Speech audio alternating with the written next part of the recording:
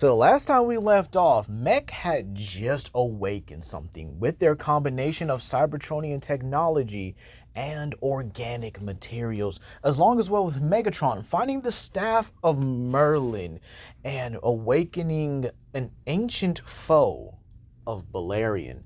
Both of them are determined, not pretend, to unleash their experiments upon the world. And so we go back to Mech's facility. It's near an ocean, and this is where Megatron says, yes, arise, the great serpent of the past, the great Leviathan of the seas, Naga. And this is where Naga emerges, realizing that he's alive, and wonders who presumes to bring him back.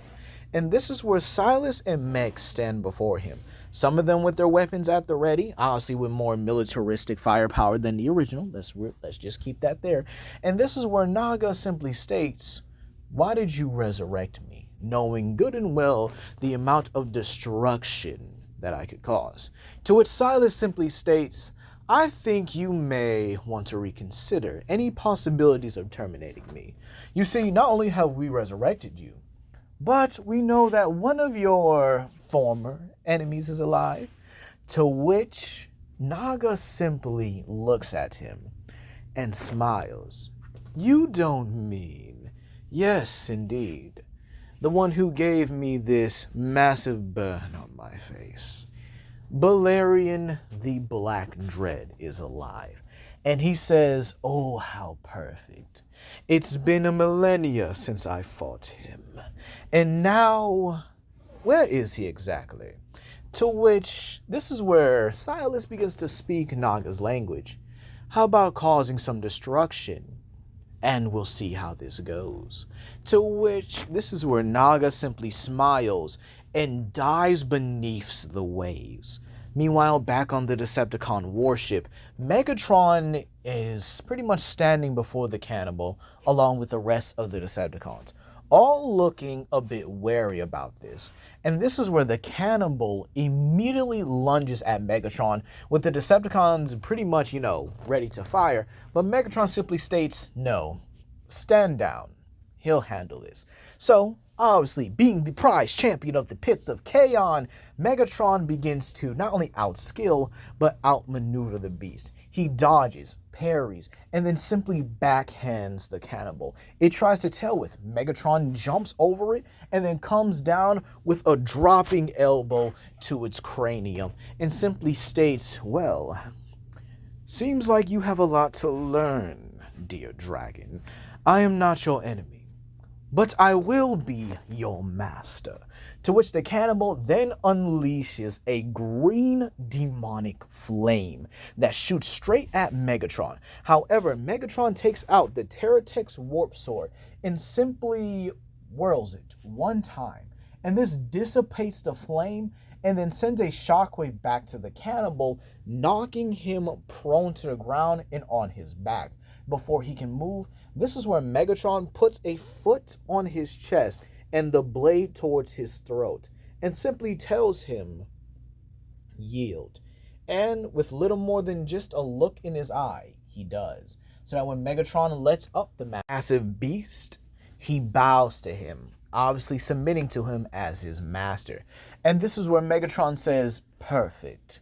The staff of Merlin has done wonders to bring you alive. But now he must know, how deadly are you? Attack the world, show them that you have returned, and destroy Balerion. And this is where the cannibal spreads its wings and takes off of the ship, to where Knockout simply states to Megatron that, right now, that thing can kill any of us at the moment. To which, this is where Soundwave actually proposes something, and actually utilizes his own voice for this. Why not use the staff of Merlin on us? If it changed Balerion from an average shotgunner trooper to what he is right now, what could it do for us, Lord Megatron? To which Megatron says, What a good idea. Decepticons, stand at the ready. And this is where he simply points his staff at them, or at least points the staff of Merlin at them, and an energy begins to blast at all of them. Dreadwing, Breakdown, Knockout, Soundwave. All of them feel their bodies contort. The combination of magic and science, so perfect, so pristine, so clean, that they all get an upgrade. Now, if you guys are wondering what they would look like, look at their Transformers universe counterparts. And this is where Megatron simply tells Knockout to put the staff in the Decepticon warship. And well, Knockout does it. No hesitation about it. Now, back at the Autobot base, everyone is simply relaxing at this time. They found all the relics, while Balerion is still a little bit upset that he was never able to get the staff of Merlin and, well, either destroy it or allow them to study it. However, Ratchet tells him not to worry, as they'll have another opportunity to get it back very soon, or at least, hopefully, get it back. However, this is where Agent Fowler, panicking and frantic, and unfortunately he looks damaged, and says that they need the Autobots here at one of their coastal bases now. They are no match for this creature, and they're afraid that if it continues its rampage, that the entire world is at stake.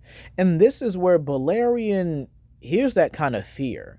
He understands it, and he simply asks him, what kind of creature? To which he says, I don't know. It's massive. It shouldn't be here. It shouldn't be alive. And this is where Balerion simply looks at Ratchet and tells him, let him out now. And to which everyone sees the urgency in Balerion's eyes, and they don't even question it. They open a space bridge to the location, and he flies out immediately. And this is where the other Autobots also follow suit, getting ready to evacuate the humans. And this is where Ratchet tells Raphael that he's going to be in charge of the space bridge, as he needs to go there himself. Now, this is where they all see the destruction, what's going on. They see that everything's destroyed, wiped out even. And this is where Balerion simply flies overhead, and he gets closer and closer to the coast, and he sees the very being he thought he killed years ago. And he screams his name, Naga. And this is where the sea serpent itself looks at him with absolute sadistic joy. He says, I've been wondering when you would appear. And this is where Naga actually comes out onto land. If I had to say what Naga would look like, it would definitely be like a similar way to a sea dragon. But I guess you could say with, much bigger, obviously. And this is where Balerion decides to use his true size, becoming his much bigger self with mass shifting. And well, the Autobots witness absolute cinema. If I had to say what this will look like between the two, it would say it looks like a turf war, or the turf war, I should say, between Dunna and Rathalos. Balerion launches fireball after fireball, outmaneuvering Leviathan, or outmaneuvering Naga, as he comes from every angle, swiping at him. However, when he gets close, Naga manages to jump up and swirl his body around him, biting him on the neck and dragging him into the sea. However, Balerion, now with much stronger wings than before, simply utilizes his hurricane emitters to boost himself out of the water and then slam down on Naga, pinning him underfoot and biting at his neck, ready to rip it off, but he senses something. This is much more difficult than what it was before. And this is where Naga takes the opportunity to grab Balerion with his own jaws by his leg and fling him off. The Autobots right now are evacuating citizens, but this is where they hear a roar, a terrifying, bone-chilling roar.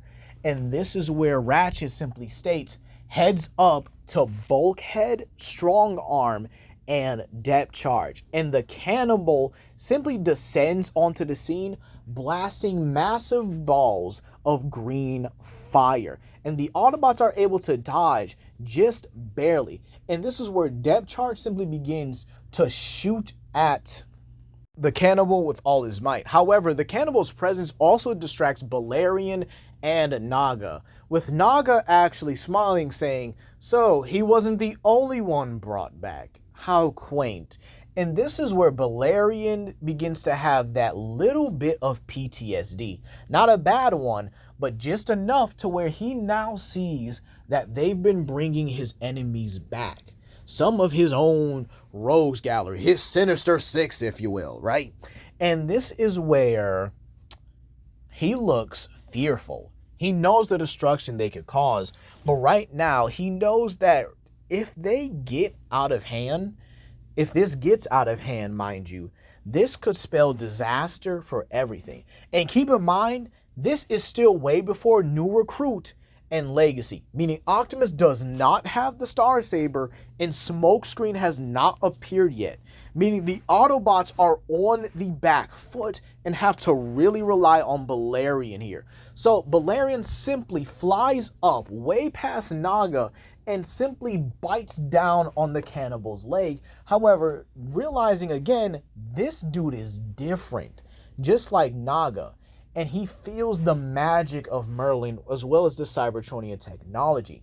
Meanwhile, as those two engage in the air, and I would definitely say it's definitely a masterful performance, with both of them avoiding everything they have until they both collide with both the red and green fire breaths respectively. This is where both Frost and Crimson now appear, both of them looking on in absolute disbelief. And this is where RC says, "It took y'all long enough," to which they say, "Sorry, we were in the middle of a flight," or at least, a race between the two. We'll just say that they were in the middle of the race and they just kind of arrived late. And this is where they actually see everything. And so when Naga begins to make his way over to the sea, this is where Optimus tells the two to keep him here no matter what. To which Frost actually freezes, not the ocean itself, but freezes a large portion of it so that Naga can't dive in almost immediately, while Crimson begins to bombard him with fireballs from the air. The two dragons engage the Leviathan, both utilizing their speed and agility to get around him and basically velociraptor him. But again, he's very slick, he's very maneuverable, and he's able to fight them both off with masterful performance. And they're both looking like, dear God, how the heck did Balerion even handle this guy, as they're simply fighting him and trying to find a way to put him down. Meanwhile, this is also where the Decepticon warship comes into view. Now, you might say, well, did Skybite and Rampage also get upgrades here? And believe it or not, I'm going to say yes, but they're not as major considering they were already heavy-hitting Decepticons. Plus, they don't really have too many counterparts out there, but we'll just say that, yeah, they do get an upgrade, if you will. And this is where Megatron simply looks down from his warship with all the Decepticons watching and just enjoying this. And he simply tells his Decepticons to attack. However, he also sees Naga, the Sea Serpent, and simply wonders, I wonder what else could have been extinct on this planet for so long. So this is where the Decepticons descend onto the scene with their new upgrades, and Optimus tells the Autobots to engage. And this is pretty much where everything kind of just goes, I guess you could say, south for the Autobots. They're more prey than competition at this point. Even the likes of someone like Knockout has an upgrade. With him being much more robust, he has new cannons, new equipment, and he's much stronger here. Meaning that when he engages with RC, he's actually able to cause some not only damage to her, but the attacks he has are a lot more heavy. They begin to just, he wails on her almost and overwhelms her. And this also means that when the other Autobots are fighting for their, all the other Autobots are just fighting for their lives at this point. We see Bulkhead actually trying to cover Ratchet from the likes of Skybite. And when Skybite bites down on him in his shark form, flying shark form obviously, it actually harms Bulkhead way more. And now even when Bulkhead manages to whack him off with his wrecking ball, there's a whole teeth mark and he's leaking energon from his arm. And this actually is very bad considering Ratchet needs to actually give him medical attention, but Bulkhead is just having a hard time. Meanwhile, Strongarm and Bumblebee get the worst of it, with them having to deal with Dreadwing and Rampage, with Bumblebee trying his best against the crab-like Decepticon, but again, Rampage is enjoying this and actually begins to beat Bumblebee so bad, he rips the doors off of him. And yeah, the Autobots are just taking a massive beating. However, Optimus himself has to engage with Soundwave and Hardshell. And this pretty much is just, I wouldn't say overkill, but Optimus is on the losing end. These Decepticons, they're not strong enough to go toe-to-toe with Optimus. And yet, oh, by the way, Hardshell's the only upgraded Decepticon. Or sorry, Insecticon, by the way, so on. Yeah, there's that. And believe it or not, Arachnid is also taking on Breakdown. And Balerion is seeing this, and he doesn't know what to do, as he simply turns his back for a moment to watch this, and the cannibal takes this opportunity to actually, well, recuperate itself, and then a full force tackle bites him into his neck and actually slams him head first into the ground. And this leaves Balerion, I guess you could say, stunned and pinned. While at this moment, Naga subdues both Frost and Crimson in the same way Predaking subdued Skylynx and Darksteel. And this is where Megatron approaches Naga, simply looking at him with absolute joy, saying, "You must be Naga, the ancient Leviathan," if I remember correctly. To which Naga simply states, "Yes, that is me. And to whom do I owe the pleasure of delivering me, the Black Dread?" To which he says, "Deliver? This dragon has been a pain for me for far too long." And to which Naga simply states, "He's been in pain for me for millions of years. And to think now is the time to kill him." To which he says, "Precisely. Would you really want to serve those humans? Maybe we could have a deal, so to say." To which Naga simply smiles and even lowers his head to meet Megatron and says he's listening. To which he says, "Join me. Join the Decepticon cause, and I will allow you dominion over this world. Well, so long as you allow the cannibal to have its fun with any inhabitants it chooses."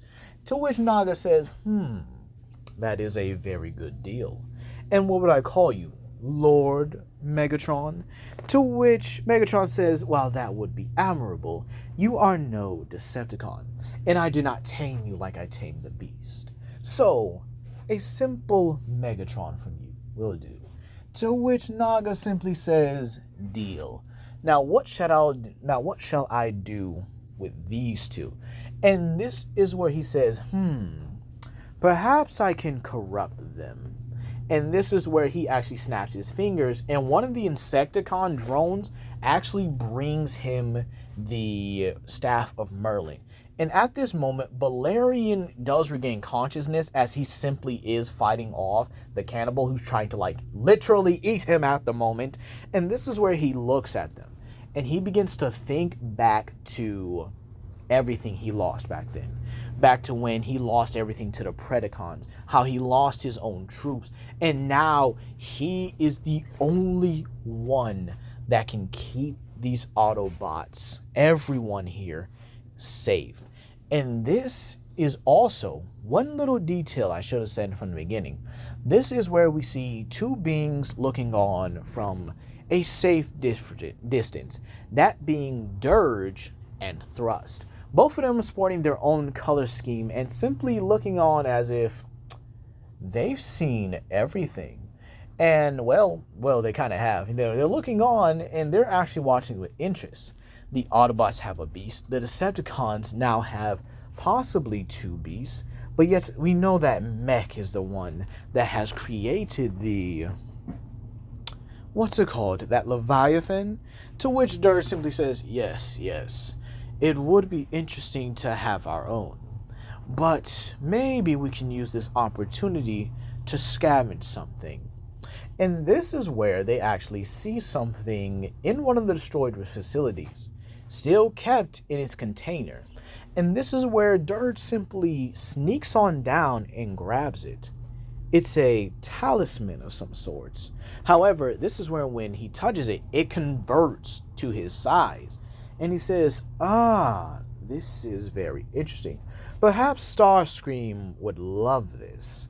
And so, the two Seekers fly off as the Autobots are now struggling, with Balerion now fully enraged. His eyes turn from their normal state to the rage of the black dread, the black fury that was in him, the primal power that he's kept locked away for so long returns. And he lets out not only a monstrous roar, but a shockwave that flings the cannibal several thousand feet back as if he were nothing more than a harpoon.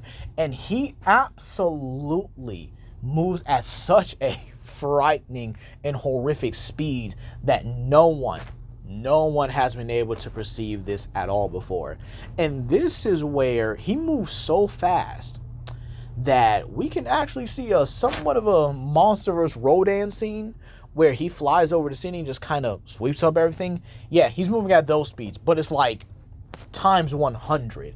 And he rams into Megatron, which then causes him to ram into Naga and then sends them both flying as well. This is where he gets Crimson and Frost up and tells them immediately to get the Autobots out of here and return back to base. Not wanting to disobey their leader, they immediately do exactly that, fighting off the Decepticons despite their upgrades, albeit the Decepticons can now damage them as well. And this allows Balerion to then focus right back up on the Cannibal, Naga, and now Megatron, to which he tells them, let's finish him.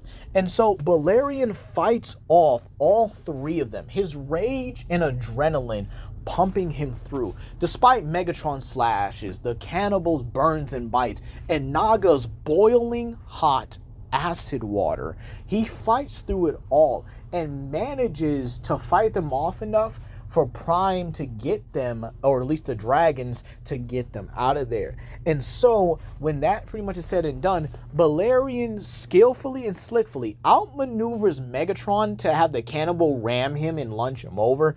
And this is where he flies through the portal in his smaller form, mind you.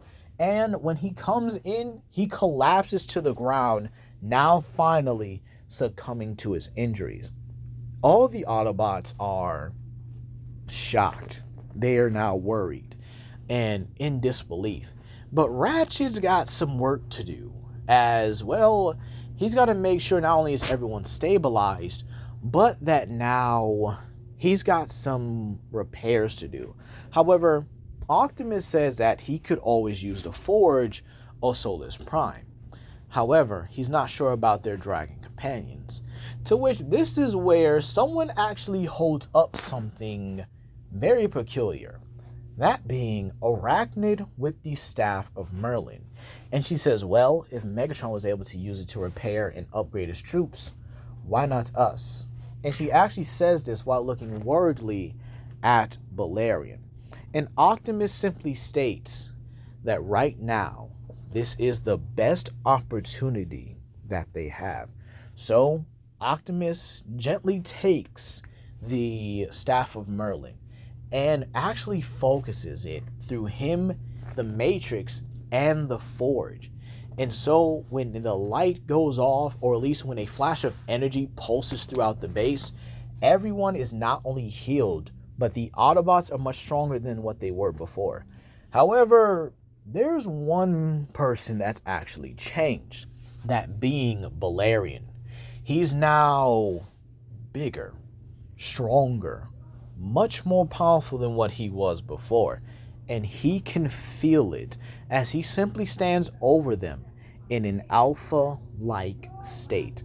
And that's where we're going to leave it off here, you guys. How did you guys feel about this chapter where Megatron has the cannonball? Starscream now has a talisman that may belong to a former, witch from back then that also had associations with Merlin.